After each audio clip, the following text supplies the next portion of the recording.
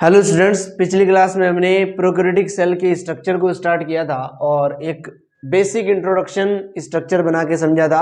आज हम उन्हीं स्ट्रक्चर के ऑर्गेनेल्स को वन बाय वन डिटेल में लिखते हैं। सबसे पहले हम बात करते हैं न्यूक्लियोइड के बारे में, जिसका दूसरा नाम जीनोफोर है। इंसिपिटेंट न्यूक्लियस भी है, प्रोक्रोमोसोम भी है और फाइब्रिलर न्यूक्लियस भी है। ये सारे नाम हम प्रोकैरियोटिक और यूकैरियोटिक के डिफरेंस वाले लेक्चर में भी देख चुके हैं। इसके अंदर जो डीएनए होता है वो सिंगल होता है, बेसिकली एक ही डीएनए होता है। वो सर्कुलर होता है, जहां से स्टार्ट होता है वहीं पे आकर समाप्त होता है। सर्कुलर का मतलब ये है। डबल स्टैंडर्ड होता है, यानी कि एक ही डीएनए के दो दो स्टैंड होते हैं, कुछ ऐसे। इसके अंदर अगर पूछा जाए कितने क्रोमोसोम बनते हैं तो एक ही क्रोमोसोम बनेगा, जो फॉल्स क्रोमोसोम होगा, और ट्रू क्रोमोसोम एब्सेंट होते हैं। ये सारी बातें हम कर चुके हैं। इसके अंदर नेकेड डीएनए होता है, क्योंकि यहाँ पे न्यूक्लियर मेम्ब्रेन प्रेजेंट होती नहीं है, एब्सेंट होती है। उसके साथ न्यूक्लियोलस भी क्या होता है, एब्सेंट होता है। इसके अंदर हिस्टोन प्रोटीन भी क्या होता है, एब्सेंट होता है, यानी कि not associate with histone protein. जो डीएनए होता है वो हिस्टोन के साथ जुड़ा हुआ नहीं होता, क्योंकि हिस्टोन तो होता ही नहीं है। यहाँ पे जो प्रोटीन होता है वो नॉन हिस्टोन प्रोटीन होता है, और इसी का नाम होता है पोलीअमीन्स। और ये जो पोलीअमीन्स होते हैं बेसिकली ये एसिडिक नेचर के होते हैं। ये बात हम यहाँ तक समझ चुके थे। नॉन हिस्टोन प्रोटीन, जिसका नाम पोलीअमीन्स भी है, एसिडिक नेचर के, वो यहाँ पे प्रेजेंट होते हैं। उसके अलावा आरएनए भी यहाँ पे प्रेजेंट हो सकता है। दूसरे एलिमेंट की बात करते हैं, प्लाज्मिड। प्लाज्मिड सेम ऐसा ही डीएनए होता है जो कि एक्स्ट्रा क्रोमोसोमल होता है, इस डीएनए से अलग होता है बेसिकली। ये भी सर्कुलर होता है, डीएनए का पीस होता है। ये कभी भी आरएनए नहीं होता है, नोट करने की बात है। प्लाज्मिड हमेशा डीएनए ही होगा, कभी भी आरएनए नहीं होगा। ये बहुत ही छोटा होता है, सेल्फ रेप्लिकेटिंग होता है, या ऑटोनोमस रेप्लिकेटिंग होता है, यानी कि अपने आप को रेप्लिकेट कर सकता है। इसके अंदर बहुत टाइप के स्पेशल जीन होते हैं जो बहुत सारे कैरेक्टर देते हैं बैक्टीरिया को। जैसे फर्टिलिटी जीन है, जिसको एफ जीन बोलते हैं। जैसे नाइट्रोजन फिक्सिंग जीन है, जिसको एन जीन बोलते हैं। जैसे रेजिस्टेंस जीन है, जिसको आर जीन बोलते हैं। फर्टिलिटी जीन बैक्टीरिया की फर्टिलिटी बढ़ाएगा। नाइट्रोजन फिक्सिंग जीन बैक्टीरिया को नाइट्रोजन फिक्स करने की एबिलिटी प्रोवाइड करेगा। और जो रेजिस्टेंस जीन है ये बैक्टीरिया को किसी भी एंटीबायोटिक से रेजिस्ट बनाने के लिए काम करेगा। ये जो प्लाज्मिड होता है ये नॉन एसेंशियल होता है। अगर किसी बैक्टीरिया से प्लाज्मिड को बाहर भी निकाल लो तो भी वो बैक्टीरिया जिंदा रह सकता है, मरेगा नहीं। इसीलिए इसको डिस्पेंसिबल एलिमेंट भी बोलते हैं। इसको आप डिसिपिएट भी कर सकते हो, उस बैक्टीरिया से अलग भी कर सकते हो। बैक्टीरिया की एसेंशियल लाइफ पे कोई भी फर्क नहीं पड़ेगा। तो आई होप ये दोनों पॉइंट्स आपको क्लियर है। Please note this, then we further move on.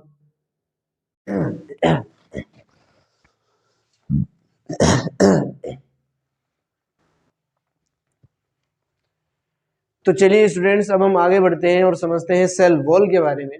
Cell wall जो है माइकोप्लाज्मा के अंदर एब्सेंट होती है, ये बात हम पहले भी कर चुके हैं।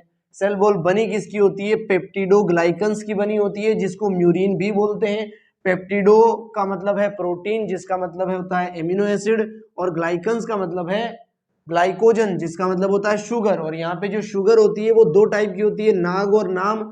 नाग का मतलब है एन एसिटाइल ग्लूकोसामिन, और नाम का मतलब है एन एसिटाइल म्यूरेमिक एसिड। ये बातें पहले भी कर चुके हैं, I hope it is clear to everyone. अगली हम बात करते हैं सेल मेम्ब्रेन के बारे में। तो सेल मेम्ब्रेन जो होती है उसकी स्ट्रक्चर सेम होती है यूकैरियोटिक सेल से। जैसी सेल मेम्ब्रेन, इसका दूसरा नाम क्या लिख सकते हो आप, प्लाज्मा मेम्ब्रेन भी लिख सकते हो। जैसी प्लाज्मा मेम्ब्रेन यूकैरियोटिक सेल में होती है वैसी ही प्लाज्मा मेम्ब्रेन प्रोकैरियोटिक सेल में भी होती है। किसकी बनी होती है, लिपो और प्रोटीन से बनी होती है, यानी लिपोप्रोटीनियस लिखा हुआ है वर्ड, लिपिड और प्रोटीन से मिलकर ये बनी होती है। इसमें कोई भी स्टेरोल नहीं होता है स्टेबिलिटी के लिए। लेकिन जो माइकोप्लाज्मा है इसी का नाम क्या होता है, पीपीएलओ। माइकोप्लाज्मा का ही दूसरा नाम है पीपीएलओ, जो smallest cell of the living world है। इसके अंदर क्या पाया जाता है, स्टेरोल पाया जाता है स्टेबिलिटी देने के लिए। लेकिन जो बाकी बैक्टीरिया प्रोकैरियोटिक सेल होते हैं उसमें स्टेबिलिटी दी जाती है हेपेनोइड्स या फिर होपेनोइड्स के द्वारा। अगर आपको स्टेबिलिटी का फैक्टर क्लियर नहीं है तो मैं आपको समझा दूं, स्टेबिलिटी कौन से सेल में किसके द्वारा दी जाती है। अगर कोई प्लांट का सेल है तो वो उससे स्टेबिलिटी की जरूरत ही नहीं है, क्योंकि उसके पास सेल वॉल होती है जो बहुत ही रिजिड होती है। अगर कोई एनिमल का सेल है तो उसकी प्लाज्मा मेम्ब्रेन के अंदर कोलेस्ट्रॉल भरा जाता है ताकि वो सेल स्टेबल बन सके। अगर पीपीएलओ माइकोप्लाज्मा का सेल है तो उसकी प्लाज्मा मेम्ब्रेन के अंदर स्टेरोल भरा जाता है ताकि वो स्टेबिलिटी दे सके, स्टेबल हो सके।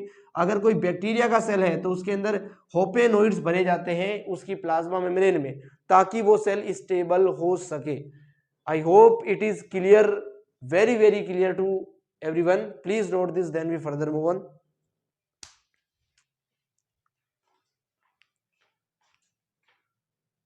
फ्रेंड्स, अब हम समझते हैं आगे सेल इन्वेलप के बारे में। जैसा कि हमने पिछले लेक्चर में भी समझ लिया था, cell envelope, the cell envelope consist of a tightly bond 3 layered structure. इसमें 3 लेयर होती है, ये हमने पिछले लेक्चर में भी बात की थी। सबसे बाहर कौन सा होता है? ग्लाइकोकैलिक्स। उसके अंदर होती है सेल वॉल, उसके अंदर होती है प्लाज्मा मेम्ब्रेन। तो ये बातें हम कर चुके हैं।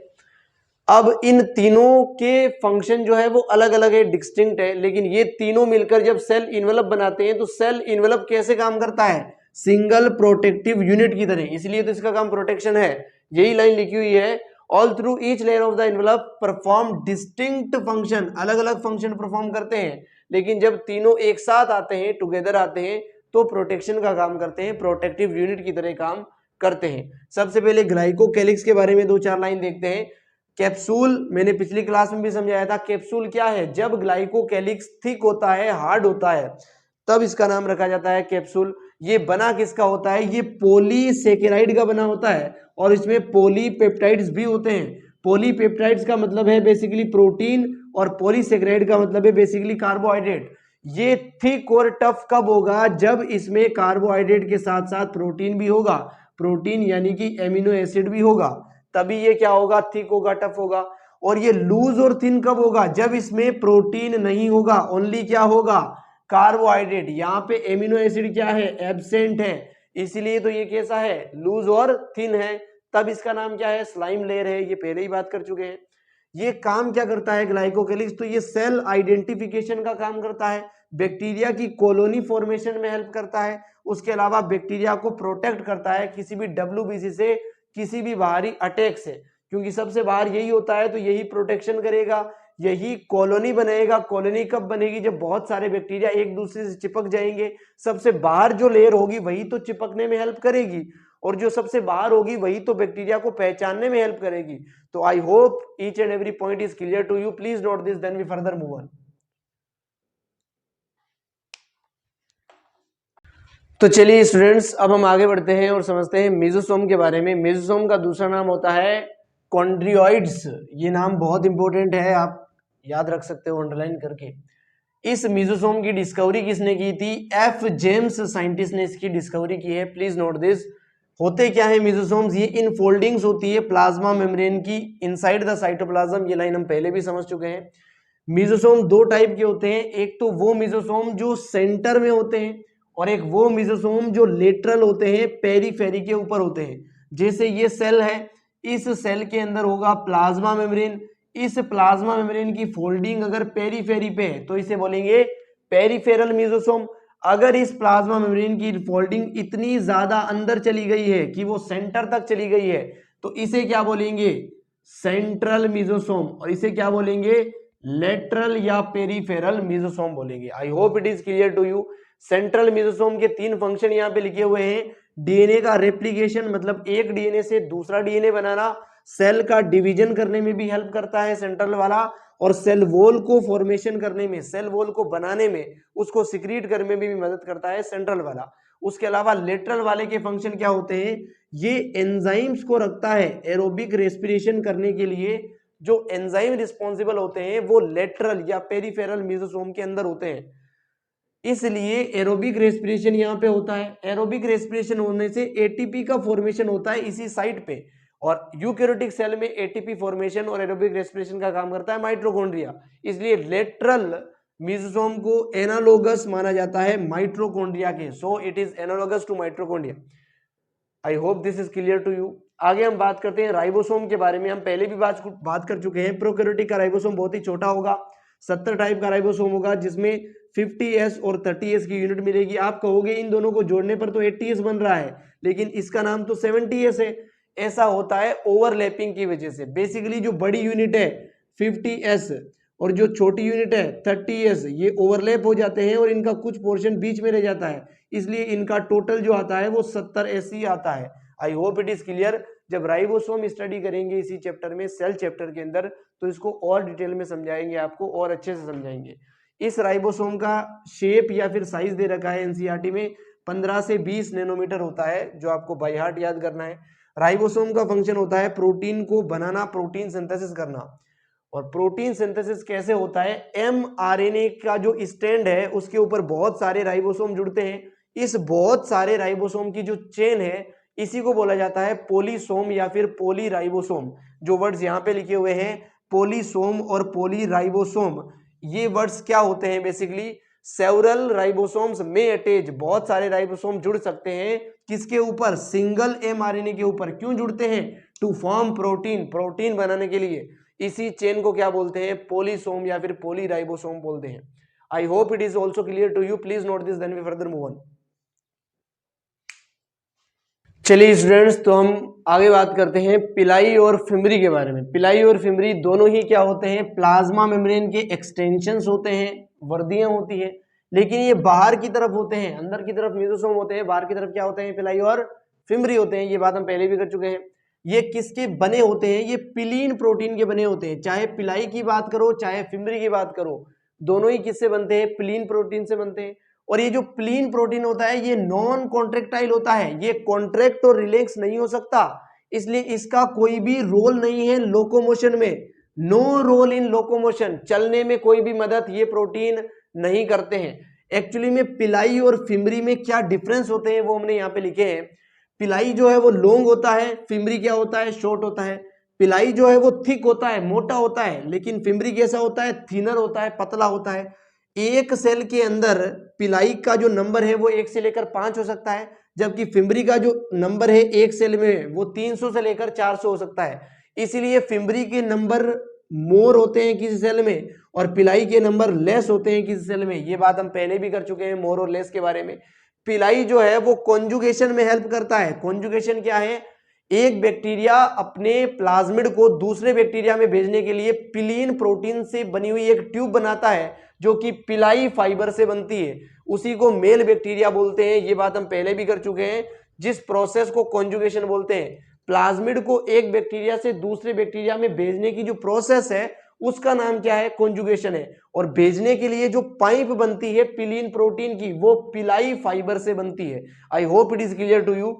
अगर फिमरी की फंक्शन की बात करें तो ये सेल अटैचमेंट, सेल को किसी भी मटेरियल से जुड़ने में कौन हेल्प करता है, फिमरी हेल्प करता है। जैसे एक बैक्टीरिया पानी में तैर रहा है, उसे चट्टान से चिपकना है, रॉक से अटैच होना है, तो कौन से स्ट्रक्चर उसे हेल्प करेंगे, फिमरी उसे हेल्प करेंगे। तो ये पिलाई और फिमरी के बारे में आई होप आपको समझ में आया है और आपने each and every point note भी किया है।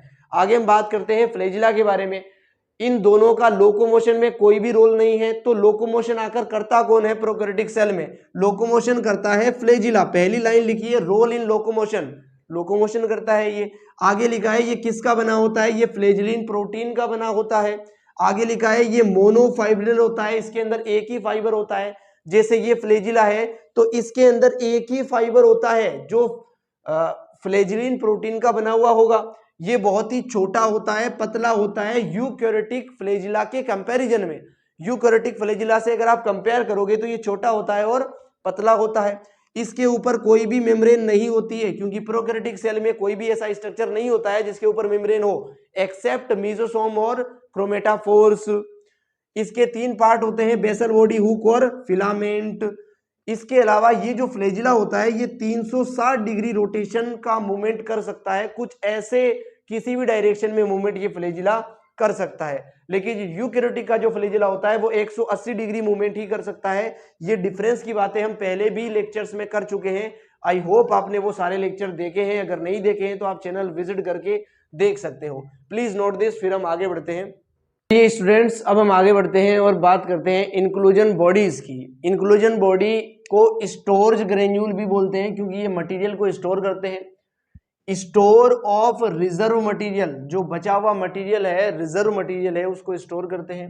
नोट मेम्ब्रेन बाउंड, इसके ऊपर कोई भी मेम्ब्रेन नहीं मिलती है, क्योंकि प्रोकैरियोटिक सेल की हम बात कर रहे हैं, उसके अंदर पाए जाने वाला ये एक ऑर्गेनेल है। लाइफ फ्रीली इन साइटोप्लाज्म, ये साइटोप्लाज्म में फ्री फॉर्म में मिलते हैं, मुक्त रूप से पड़े हुए रहते हैं, मुक्त रूप से घूमते हुए रहते हैं, आप ऐसा कह सकते हो। 4 टाइप के इंक्लूजन बॉडीज होते हैं, इनकी बात हम बहुत बार कर चुके हैं, फिर से एक बार करते हैं। ग्लाइकोजन ग्रेन्यूल्स जो कार्बोहाइड्रेट या ग्लाइकोजन को स्टोर करते हैं, वोल्यूटाइन ग्रेन्यूल्स जो फॉस्फेट को स्टोर करते हैं, साइनोफाइसियन ग्रेन्यूल जो प्रोटीन को स्टोर करते हैं, और पॉलीहाइड्रोक्सी ब्यूटाइरेट ग्रेन्यूल्स जो लिपिड या फिर फैट को स्टोर करते हैं। Inclusion bodies I hope clear है आपके दिमाग में। मल्टीप्लाई करते हैं एमाइटोसिस डिवीजन के थ्रू। जब हमने डिफरेंस पढ़े थे यूकैरियोटिक और प्रोकैरियोटिक में, तब हमने बात की थी प्रोकैरियोटिक सेल के अंदर केवल एमाइटोटिक सेल डिवीजन होता है, उसके थ्रू ये मल्टीप्लाई करते हैं। इसके अंदर कोई भी क्रोमोसोम का फॉर्मेशन नहीं होता है, कोई भी स्पिंडल फाइबर का फॉर्मेशन नहीं होता है।